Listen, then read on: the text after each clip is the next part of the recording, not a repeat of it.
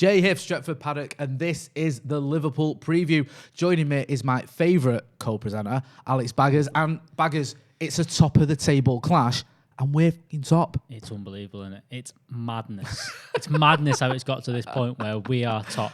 Liverpool, I've said Liverpool could be fifth going into this game, which is madness. Don't do that to me. And they could just be in full panic stations. But United will be top of the league going to Anfield, which we said, I mean, we dropped in there a few times that there's a potential that we could go to this game and that would put us top of the league. But to be 3 points ahead of them going into this game, you know, like very, very well. It's weird, isn't it? Because I just didn't think of it. Like, I'm not being like being so doom and gloom, Mr. Negative. But at no point did I think, when I was looking at fixtures, thinking, well, we'll go there, we'll be top by then. I was like, I thought, you know, we go into this game and we're still in the hunt for sort of the top 4 places, or at least the top 3. I'll be happy with that. But to go there and not only just be top, but to be, you know, top clearly on points, I mean, it's phenomenal, isn't it, really? It's just what we've been missing as United fans. We have, yeah. And we kind of looked to the fixtures and went, you know, United have got some quite tough fixtures in between where you probably looked at it from. We've played City, we've played Leicester and things like that, where we could drop points and did drop points. And we kind of looked at Liverpool and went, do you know what? With their injuries, I think that they may struggle against the bigger teams, but they'll still beat West Brom. They'll still beat Newcastle. They're going to cruise past these teams, surely. And they didn't. And they've struggled in those kind of games. They struggled to break teams down, and they've managed to drop points all over the place. And, you know, United going into the game top, unbelievable. What have you made of the Scouse mini meltdown that we're seeing as well? I've seen Jason McAteer, a man who's called Trigger, which I think is a bit of an insult to Trigger. Just now, that's how bright he is. Do you know what I mean? I mean, to be fair, if you're a Liverpool player and you've got a GCSE, they nickname you the Professor. But he's even by their standards, he's ridiculously not the brightest. He was saying how like it's a false table. It doesn't, you know, it's not really true. Well, that's not true, because it is a true table. Basically, if you win games, you get 3 points, and if you draw them, you get a point. And United have done that more often than your team. That's why we're top. Also, we've seen Klopp speaking about penalties and United after a game that doesn't feature United, sort of pivoting towards us. What have you made of the fact that we seem to be getting in their heads a bit? We are, and I think that the fact that they've not got their main man in Van Dijk, I think that's, and they've had so many injuries. I think they've going, you know, in the last few years, even if things weren't quite going to plan, we have this confidence that we've got the players to do it. And I think that, you know, Mane hasn't been playing, hasn't been getting the goals and things like that. And without Van Dijk, without any centre halves, we can't be that confident and just we'll brush people aside. We've got to try something else. We've got to try and grind out and scrape past results and things like that. They've not got the squad to do it. And like you said, I think that Clattenburg did that article about penalties and stuff, and he said that if you notice, Klopp's always very prickly when they lose. He's never a good loser, and no manager is, but he's very, very combative. He's very difficult, isn't he? He's very difficult. From a reporter point of view, I always think, and I've done press conferences with Jurgen Klopp, where I was more or less told I wasn't allowed to ask any questions, but that's a different story.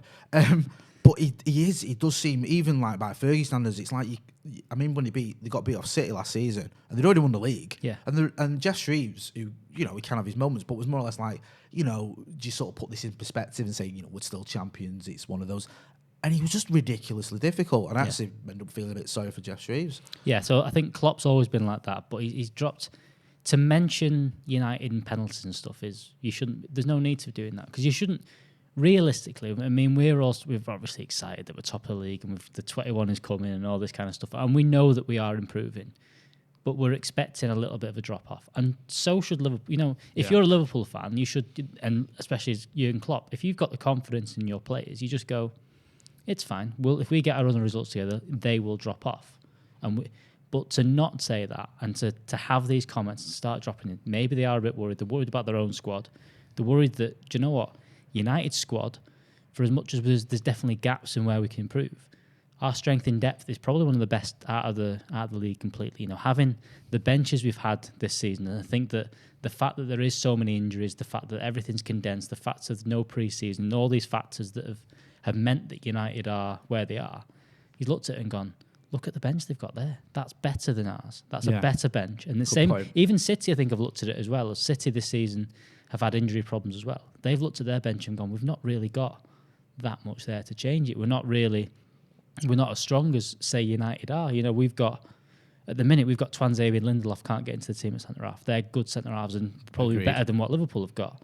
Pogba wasn't getting to the team for a long time. Van der Beek really isn't getting a kick. Cavani or Martial and Mason Greenwood, one of them is usually on the bench. And you kind of go in the position. Liverpool would love to have any one of them players in the squad because they've not got Origi's not really at that level. They've not got the midfielders at the level. They've kind of sold, they're selling Lallana and things like that this season. They've not got quite the strength in depth around midfield that they've had in the past. So I think they are worried about United's squad more than anything. It's so good.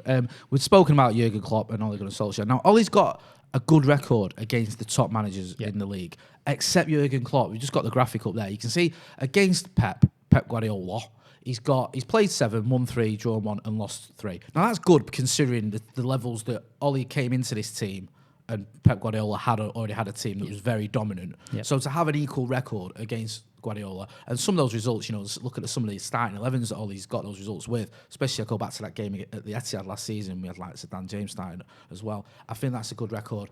Also against Lampard, I mean, a pretty dominant record, played 7, won 4, drawn 2, lost 1. He's very good against The Frank. only one we've lost really against Frank was when we rotated massively in the FA semi-final. Cup. Yeah, great point. That's the only loss we've had against Frank Lampard. So that's done well there against Chelsea. A fantastic record. And also Jose, who, obviously always has a point to prove against Manchester United and has a pretty even record, 1-1, drawn 1, lost 1.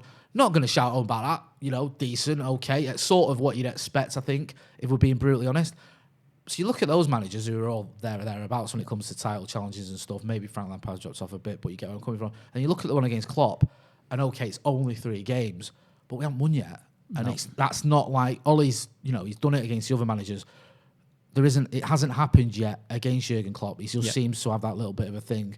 And I think people might say, well, there's other managers, you can throw in Arteta or whatever, but in terms of the top teams, not the sort of ones that are fighting relegation, it's only Jurgen Klopp that he's got that sort of record where he's still waiting for his first win. It is, and I think there's a bit of luck has come into this. I think that we played Liverpool towards the end of our run, when Ole first came in as caretaker manager or interim manager. Was this the Battle of the Somme where we had like people crawling around on the floor? We lost 4 players in 45 minutes. Marcus Rashford like walking around with one leg hobbling around. And that was massive towards Ole. Everyone said that Ole kind of tailed off massively that season. To lose Herrera, Rashford, I think, was it Martial? Lingard, I think. Didn't Lingard come on and go off? Lingard came on and went off. Yeah. Mata, I think, was the other. There was a few. To lose those 4 players, and Rashford played, and I'm mentioning 4, he played the 90 minutes and hobbled about. It was ridiculous what Marcus Rashford was doing. That kind of game was the end of that. To get a 0-0, I think if we'd have gone into that game with a fully fit squad and hadn't had those injuries, I think we'd have done well in that one. And then the other 2 games, we played well at Old Trafford last year. Horrible. Hated that when they declared. I was looking at where I stand. You can see the time, the clock right near me, and I was like, I've never looked at a clock that often. When we 1-0 up, I was just like, there's 15 minutes to go. There's 12 minutes to go. There's 10 minutes to go, and then obviously with 5 minutes to go, they equalised. So make a good did point that. there. And then the game at Anfield last season, we lost 2-0 with, I think, a very, very, very depleted squad. I think that was the other thing. We had Marcus Rashford was injured for that game. Paul Pogba was out injured. Bruno hadn't been signed. We were on a terrible run of form. We just lost to Burnley as well. So not only was the squad depleted, the confidence was gone. We only had Martial as a forward. We then had, I think, Dan James started as well. It wasn't the strongest Manchester United team to go out there. So there's been a bit of circumstances that have come into these games where it's not been, especially at Anfield or against Jurgen, that have meant that we've lost those games. I think more than bad performances. Kind of. I think that we've not played really bad against Liverpool and got dispatched by Jurgen Klopp. No, I just think that things haven't quite worked out. But it's one of those ones that you go, we've not beat him yet. And Ole's big thing is he's taken points off Guardiola and Mourinho. Yeah. That's one of the things that you've gone. He knows how to set up a team. It'd be great if we did it this weekend. It'd be unbelievable if he got that last one almost in the set. We've done that. And obviously you go into a Liverpool team with a fantastic record at Anfield. If you look at the recent form of Manchester United, I mean, obviously United have been playing really well. We've been picking up the last 5 results. Obviously the game against City in the Cup wasn't great, but other than that, you look at that, wins against decent teams, and we've been able to grind out. We're not free scoring. You can see there, it's 1-0 wins, but sometimes that's what wins you titles. Also, Liverpool, as you mentioned earlier, have had a little bit of a sticky patch. I mean, you look at that 7-0 win against Crystal Palace, and it's almost like you think, oh, well, this is it now. The sort of Liverpool we've seen in the past couple of seasons is going to kick on. And then they've gone to the dogs, haven't they? The win over Villa aside, which was against children. I mean, literally against children. It was in the FA Cup where Villa had to play all their under-23s, and Jurgen Klopp played the strongest team he could field because he's sad like that. But the league form there, to drop, drop 2 points against West Brom, drop 2 points against a terrible Newcastle team, and to lose against a decent Southampton team. No one saw that coming, really, did they? No, I think that, like I said, the Crystal Palace game, you kind of thought, this is them back. They've scored these goals, and you kind of thought, oh, no, this is going to be them play. They've started scoring goals again. 100%. That's them done. But like you said, the Big Sam game, the West Brom game kind of knocked them back a bit, and I think that shook them. And then the Newcastle game as well, I think everyone was expecting that to be, Newcastle are poor. They are, really bad. I mean, I love Steve Bruce, but he's in all sorts of trouble there. The fans can't stand the football they play. He plays basically 8 defensive players every week. And they're not even good 8 defensive players. They're dreadful footballers. And it's like, I follow a few Geordies on Twitter and whatnot, and I speak to a couple of men, they just don't like the guy, and it's like, I try to stick up for him because he's a United legend, but they're not buying into his brand at all. But their keeper had a day out against Liverpool he did. And all that. And then Southampton did it bang on, and I hope what Southampton did kind of what is how Ollie kind of sets the game plan out of sort of, do you know what, you need to absorb a little bit and then just kind of hit him on the break because there's chances there. They've got the players that they have. They had Danny Ings, who's a bit of quality for them. You've then got a couple of pacey forwards in there. Walcott can still do a bit. Walcott with a bit of pace and stuff stuff like that. He's got a bit that. left in the tank.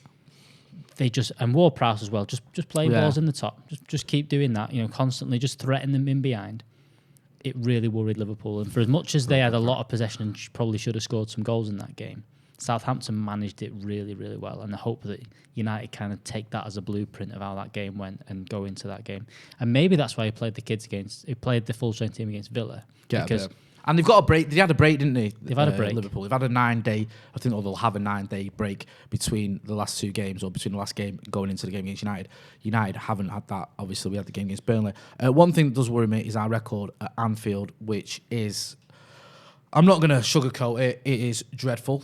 If you look at the last 5 games, this includes, I think, the Europa League as well. But this is the last 5 visits we've done to Old Trafford, to Anfield, and it makes grim reading. I mean, 2-0 loss, 0-0 draw, 0-0 draw, 3-1 loss, 2-0 loss. Some important games in there. I think Jose's last game as United manager was obviously in there as well.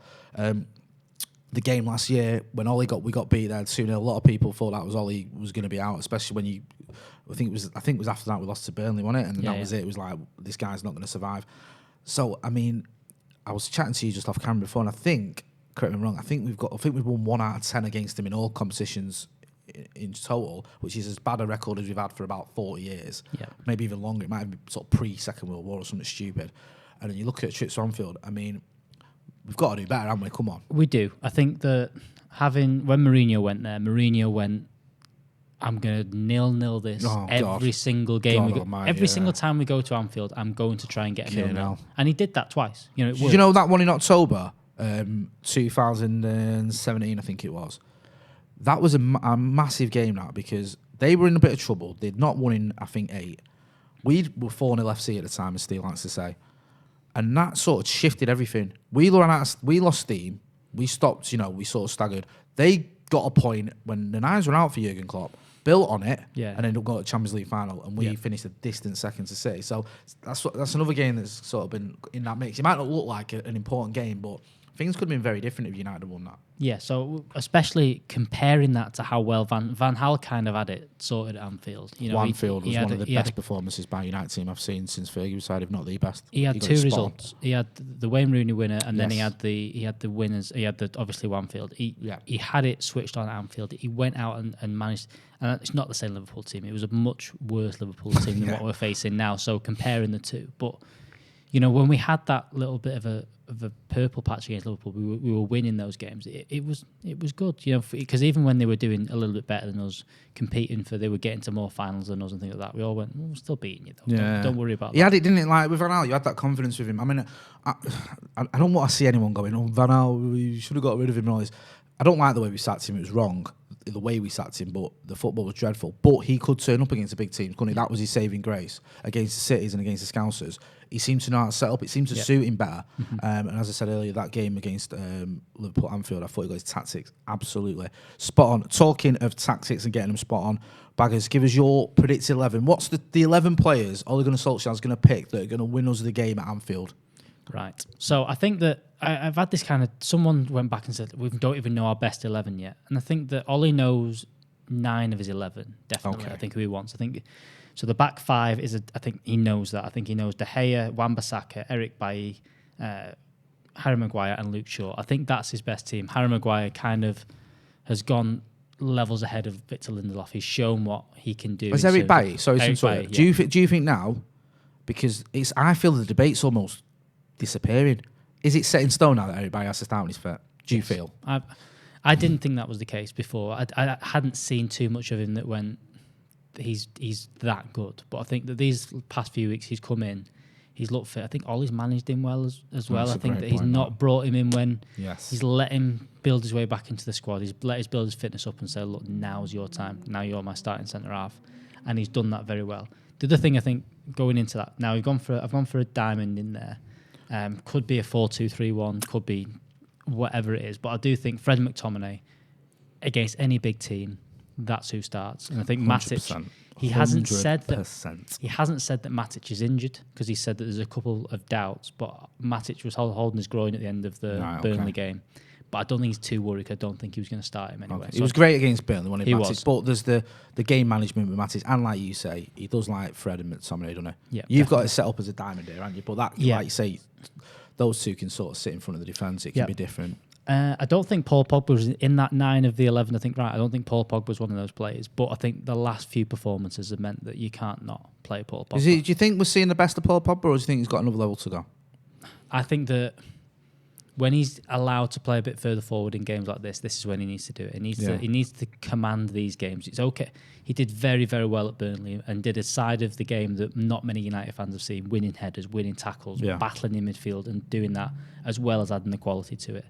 He needs to do that against a good midfield. He needs to do that against a Liverpool where they're going to have quality players in there. They're going to have Wijnaldum's, Thiago's, whoever is in there. He needs to go into those games and go, do you know what, I'm the best player here. Move out of the way. I'm going to do this. So Paul Pogba needs to do that today. Yep. Bruno Fernandes, the best player in the world. He's going to start at number 10. And then I've gone with Rashford and Martial. Martial's the question mark over this one. I don't know. I'm not too sure. Obviously the injury, Ollie seems to think he's okay. He kind of trained. He says he's trained, but he's not done full training yet. So they're not too sure. But I still think pace is going to be important against Liverpool. And I think they're getting in behind whoever they play at centre-half, without Van Dijk, I think pace is important. Now, I wouldn't be surprised to see Cavani start alongside Marcus.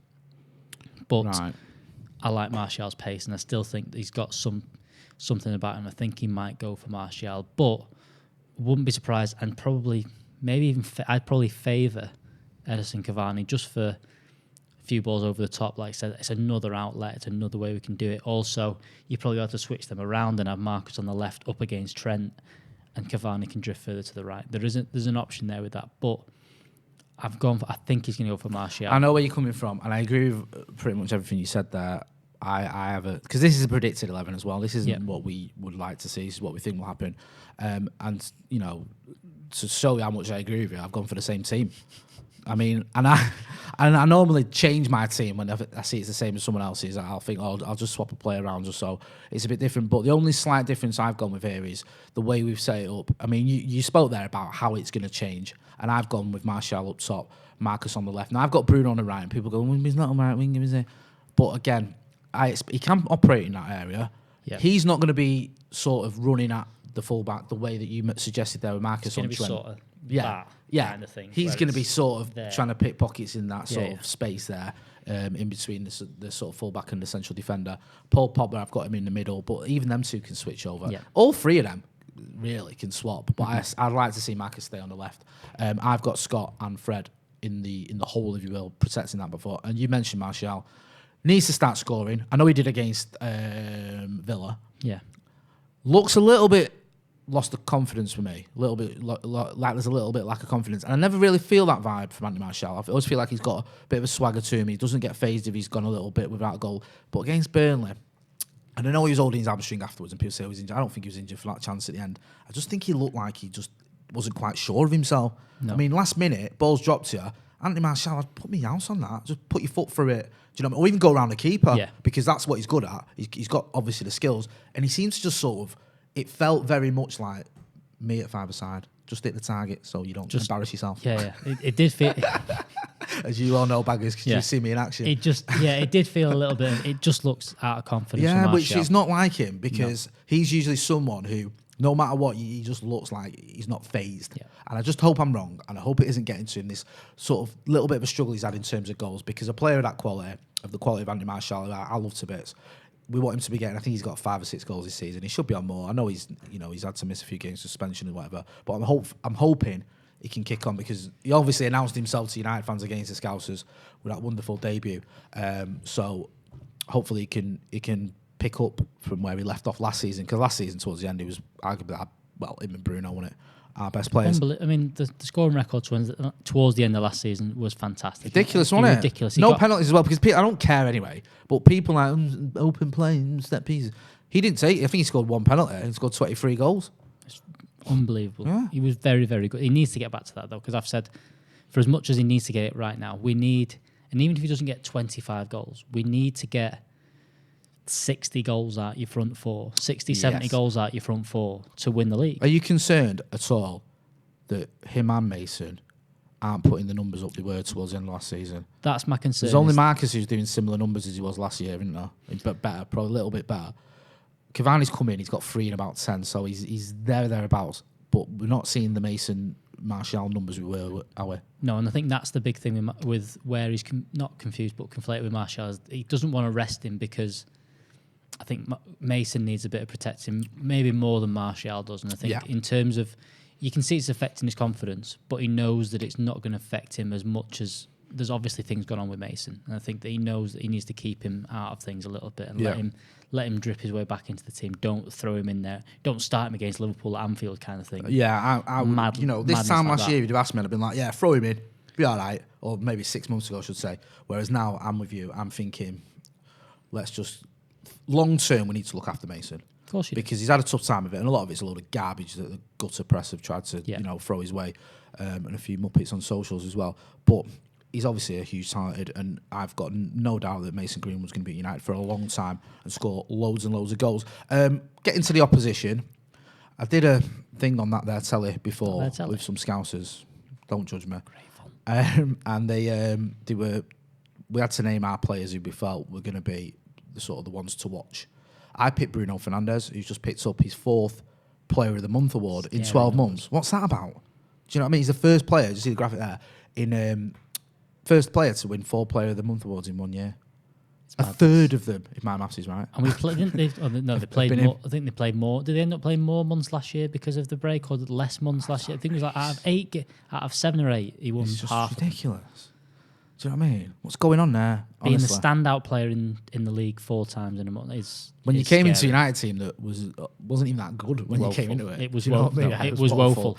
Yeah, you're right. I'm not going to argue with that. But they were sort of the Liverpool fans that spoke to were saying Thiago Alcantara for them could be a player that is their most important player for this game. And I think a lot of that is, obviously, you look at Bruno, you look at Thiago, are them two going to be sort of facing each other? That could be a bit of a battle. Alcantara, not seen a lot of him in stats today. He's played 4 games. I mean, he's not really just about goals or assists. He's a bit more defensive minded than that. And he has put in some performances. But he played against the children of Aston Villa, didn't he? Came on. Because that's what you do when you're playing kids, don't you? You bring on a Champions League winner. Champions League, winner, just to teach him a lesson. But we know what he's capable of. I'm not going to deny it because it's on video. There's evidence. I would have loved to see him at Old Trafford. Yep. Do you think he's a player that could be problematic for Manchester United in terms of us breaking down that midfield? I do think so. I think that he's not impressed me that much at Liverpool, not because of what he does, because I think if you watch him on the ball, he's, just his touch, the passes he plays, his quality. But I think that the problem is with Liverpool is that they've got they've always had this combative midfield. They let the wing backs and the forwards do the creating, and then they have Wijnaldum, Henderson, Milner, Fabinho. Yeah, just Naby breaking Keita's a bit like Naby that. Keita. Yeah. Just break things up. Don't you worry about creating and scoring goals and stuff. That's what the front three and the wing backs are for. Just you destroy things, win second balls, and play simple things. Thiago's come in and gone. He's the next level to that. He is a bit more quality. He has got something on the ball. And it's not quite fit in a couple of games. It's not quite... They're going, well, why is he getting on the ball all the time? I don't want him on the ball. I want Mane on the ball. He has like ridiculous touches, doesn't he? He has like the ridiculous amount of touches. I think it was his debut against... I forget who he was playing, but I think he had more touches than any Premier League player in history or something Chelsea ridiculous. Or something like yeah, that. he was just like constant was on the ball. Yeah. And I think, when you bring in a player like that, sometimes it does, like you saying, you make what you're saying is spot on about, like, Jordan Henderson, Wijnaldum. They're not players where you go, he's got the ball. What am I going to do? The players that get hold of it and then give it to Trent or whoever to run down the wing. Exactly. I do think as well. I think United's best way is to sit back a little bit in this game and absorb a bit of pressure, which means that he's going to get a lot of the ball. Yeah. And if he's on it, like you said, that's where it threatens. If he can start playing those passes, seeing the passes in between the lines and kind of getting in behind our back four, that's where we worry. Because, like I said before, I wouldn't be too worried. I was never too worried about sitting back against Liverpool that much because they didn't really have that creation from midfield. No, yeah. But now, if he kicks into gear and starts finding these passes, that's where they can get going a little bit. Another player you mentioned there about us sitting back. One player that if he starts again, we don't know the Liverpool team in time of recording, but I'm guessing he'll be available. Who can cause anyone problems and has been banging in the goals again is Mo Salah. He's a player that. He's always a worry, innit? I mean, you can see his stats there. He's played 16 games this season. He scored 13 goals. He's got 3 assists. I mean, you can almost pick. I mean, other than Roberto Firmino, who's garbage, you can pick him or Sadio Mane. Can't you? Those words are going to haunt me, aren't they? You can pick Sadio Mane or Mo Salah. They're both pretty similar. Both very attacking. Both get lots of goals. Both hate each other. But I've gone with Mo Salah. We've sort of singled him out because he's been banging him in almost ever since he got there, hasn't he? He has, and. He obviously scored that goal at the end of the last game when I think De Gea was up for a corner or something mad and he went on and scored the second goal. But we've done okay against Mo Salah in a lot of games, and that's because we've sat back. Ashley Young and like Matteo Darmian, didn't they? Like, it was once was Ashley Young, then a week later the game later it was Matteo Darmian. Yeah. And even Luke Shaw's done well against him last season. I think that when United have sat back a lot, parked the bus a little bit, and then hit on the counter attack, that's where you kind of deny him a bit of space. And I think that we've had defenders, even Ashley Young, Luke Shaw, Darmian, good 1v1 defenders, can tackle, especially, and Young and Darmian being right-footed, stopping that cut inside and doing things. We've managed to manage Mo Salah quite well.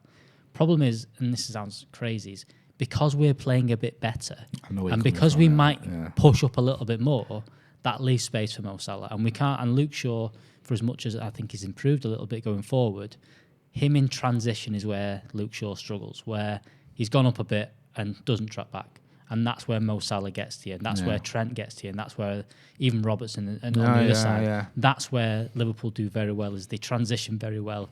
They ping a ball over the top, they win a second ball, and then they're off. That's where I worry a little bit, where I think that United need to go, just give them 6% of the ball, 7% of the ball. Don't worry about it. Don't do what we did against City almost and try and dominate them.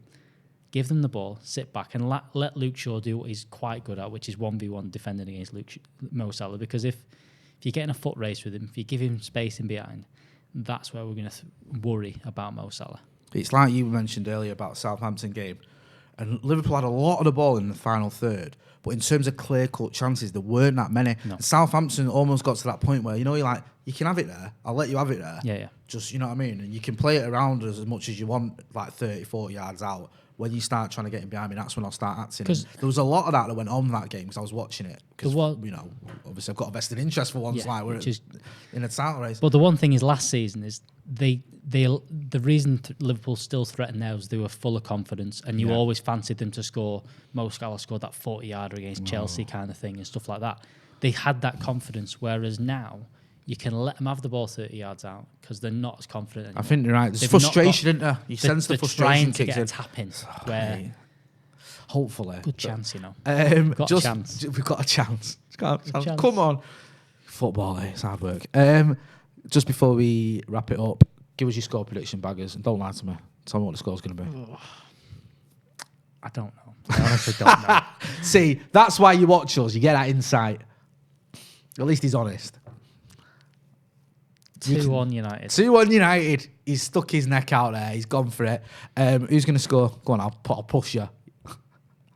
Bruno penalty. I'd love that. Rashford breakaway goal.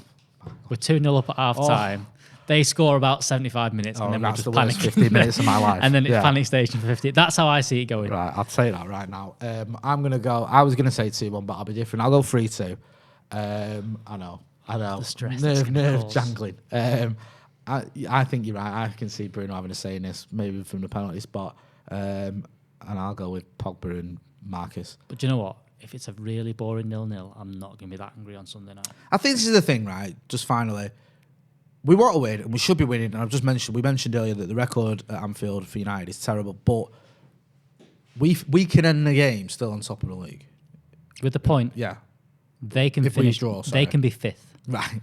So let's put things into perspective. It's not a disaster if we don't win at Anfield. I think we should go for a win, and we should try to win.